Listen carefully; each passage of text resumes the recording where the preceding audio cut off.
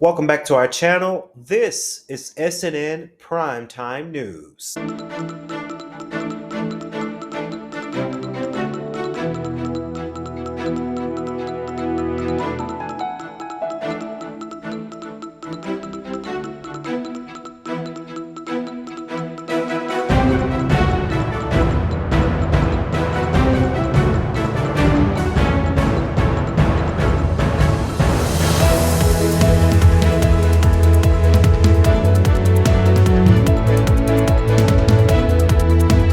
Good evening, everyone. I'm your news anchor, Kennedy Lucas. Welcome back to our channel and welcome back to SNN Primetime News.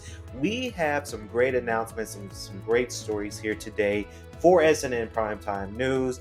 Again, I am your anchor and news anchor host, Kennedy Lucas here. Now, of course, here's the latest in SNN Primetime News. Now, the late hit Disney movie Wish has ended up flopping in the box office this past weekend, this Thanksgiving weekend. Now, Disney has this new film out called Wish. It was a spectacle when we saw the trailers, and we thought this was going to be something that we were going to be able to see over the Thanksgiving break, and to see that Disney has the opportunity to have box office hits when it comes down to this movie. Turns out, it ended up flopping within the latest in Disney news, only making quite a few $1,000,000 from the box office hit. But Disney was expecting it to have high box office numbers for Thanksgiving weekend. Perhaps Disney thought that a lot of families will be going out right after Thanksgiving to go out and see this movie to have the end finale of their Thanksgiving weekend,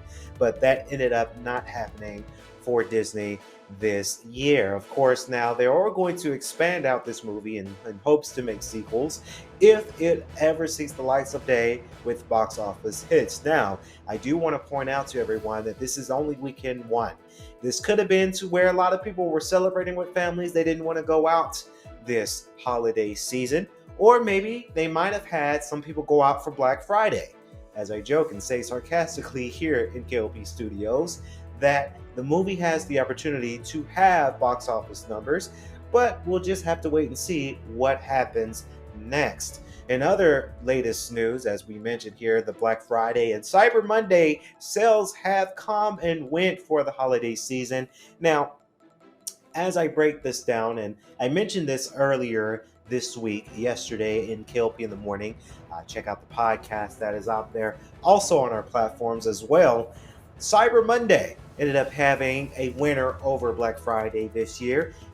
We mentioned earlier within the podcast, K.L.P in the morning, that Black Friday was not able to have its sales and not able to really have it to where a lot of families are out there shopping holiday deals, being that a lot of stores are not giving us the deals. For an example, if you go to Target on Black Friday 2023, you might see a 65 to 70 inch TV for $449, but then when you peel back the sticker, it is on sale for the exact same price of $449. So a lot of us consumers are not getting a lot of great deals. We are not getting the Black Friday deals that is advertised out there for social media and cable television. Now, Cyber Monday comes around, and Cyber Monday is able to do a little bit better than what Black Friday has done. A lot of people have soared into the internet searches, being online to find their next purchase for their Christmas gifts this year. And they had a lot of great deals. Amazon had a lot of great deals. Apple had a lot of great deals out there right now. AT&T, believe it or not, had some holiday deals for Cyber Monday as well. So we were able to see the impactfulness of Cyber Monday. And a lot of people did shop, but I do say, and I said this in the podcast yesterday, I'm going to say it again on SNN Primetime News, that a lot of people are being very, very cautious of what they are purchasing nowadays, being of inflation. Our economy is down the sewers and things are getting more expensive, that now a lot of people, a lot of parents are thinking about different ways of how to spread the holidays without breaking the bank. Now, of course, I say to the kiddos out there, Santa Claus might be on a little budget this year.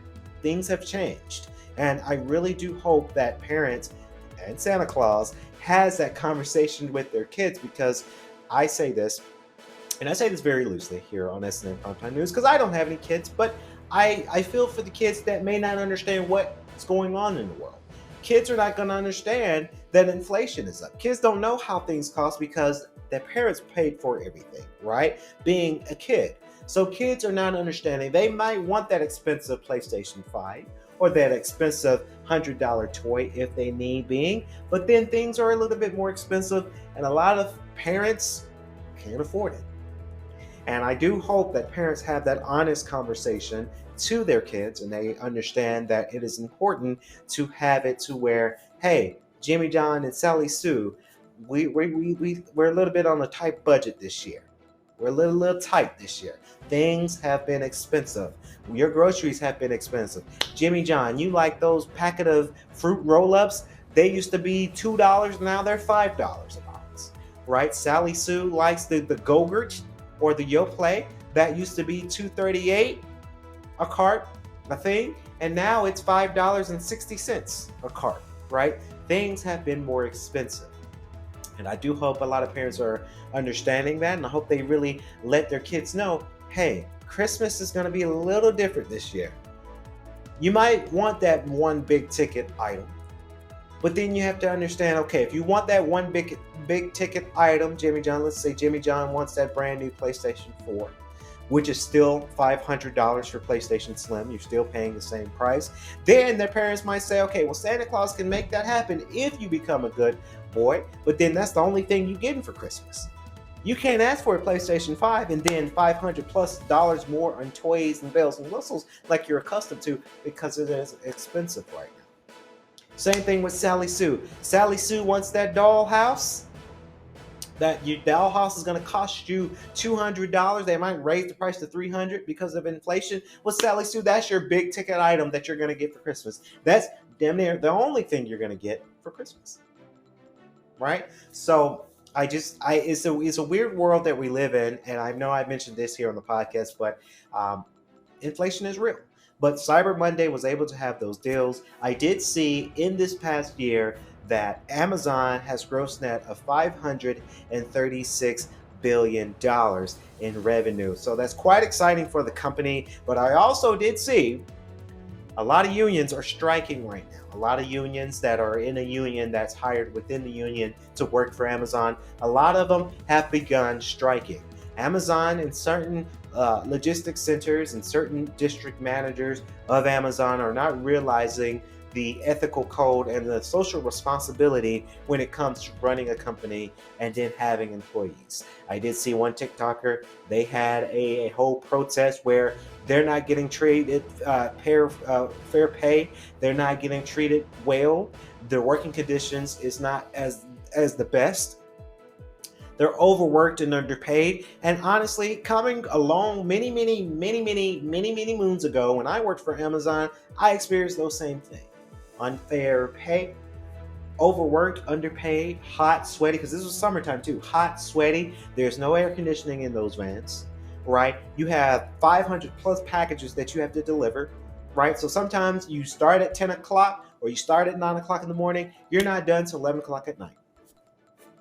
So I understand those working conditions when it comes down to those Amazonians and those Amazon workers, but it really puts it in perspective to a lot of us out there that Amazon in 2023, their gross net revenue was $536 billion this year. But the unfair pay and the overworked, underpaid. Now, Kennedy, a lot of people say, hey, Kennedy, they get paid $20 an hour. What more do they want, right? But honestly, if you get paid more, you get taxed more. Let's call a spade a spade. If you make more money, then you get more taxes put out of your paycheck. So you really think about it, you get paid more, which sounds good on paper, right? But on the flip side of that, how much more taxes that you got to be taken out of your monthly or your bi-weekly check? See, a lot of folks don't think about that, but we do look at that kind of stuff. But like I did say, people are still going to be shopping. People are still going to be buying their Christmas gifts this year. I feel like a lot of people used a way to have Cyber Monday better because now they don't have to go to the store. They might have found it cheaper online, right? I've seen a lot of TikTok videos, a lot of social media videos that a lot of people are shopping online because it's cheaper online versus going to the actual store, right? It used to be backwards where, hey, if it's online, it will be more because it's the convenience of you staying at home while it gets delivered to you. That's how it used to be back in the day. Nowadays, it's, hey, it's cheaper, super duper cheaper, and it can get delivered to you, and you pay less for it. Bam, there you go. Now you have a sale.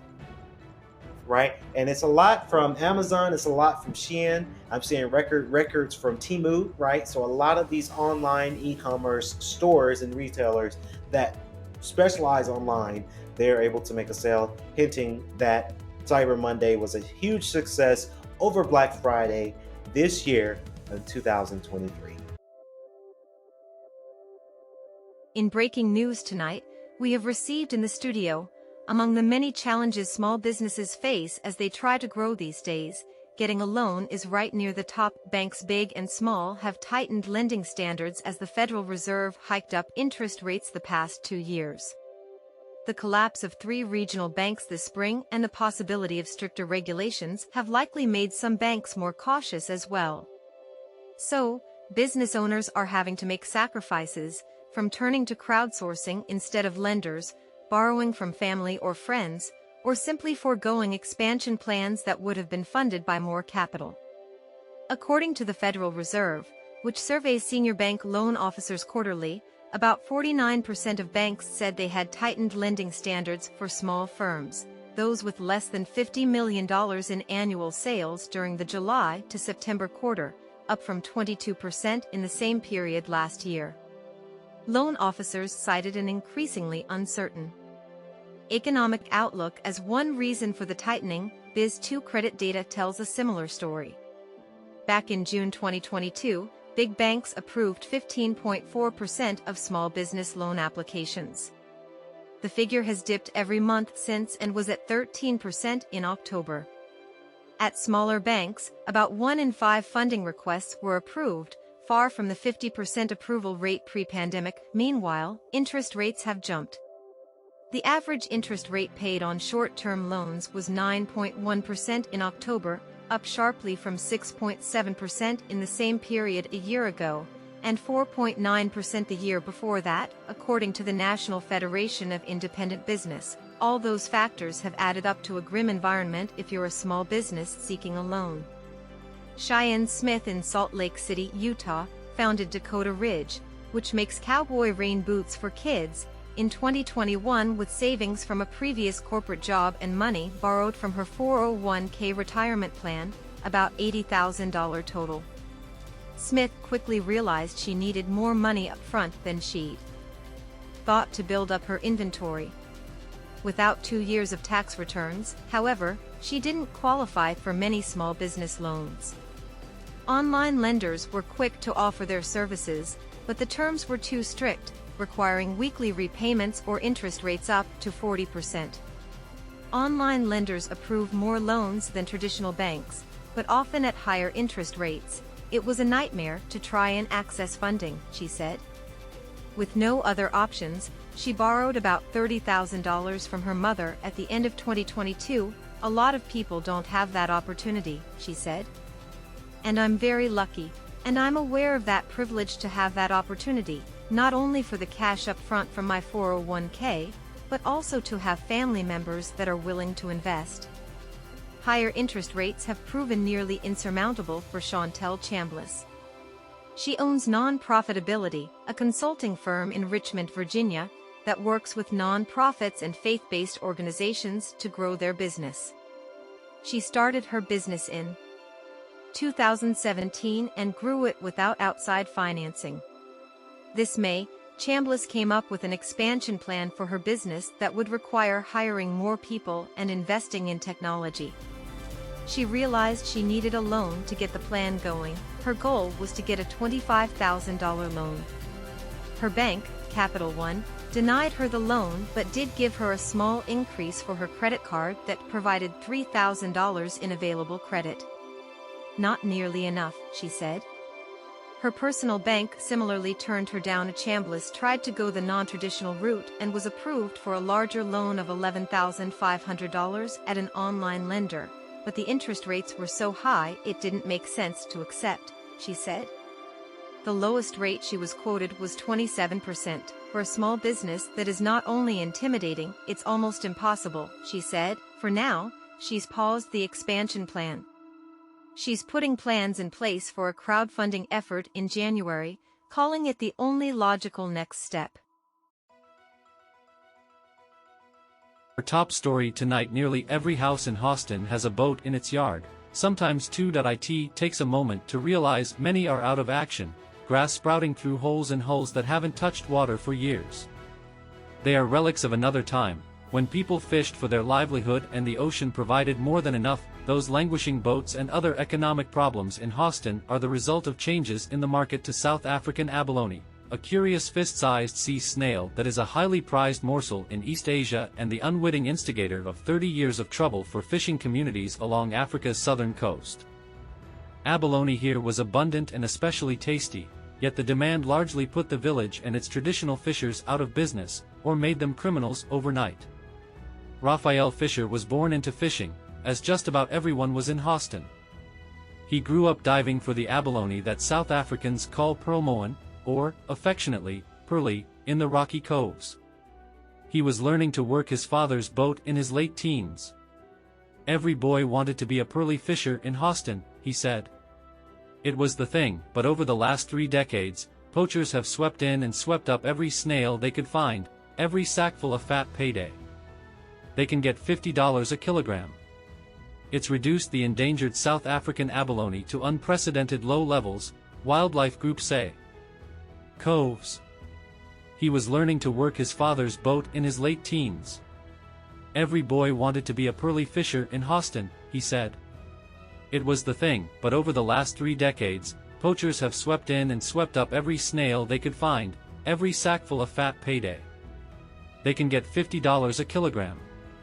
It's reduced the endangered South African abalone to unprecedented low levels, wildlife groups say. At first, the South African government banned abalone fishing completely. Now, strict quotas give fisher and other small operators lucky enough to get them the rights to catch 120 kilograms a year. Hardly anything, the fishing has all been taken away, he said. It's totally different now. They took the bread out of people's mouths.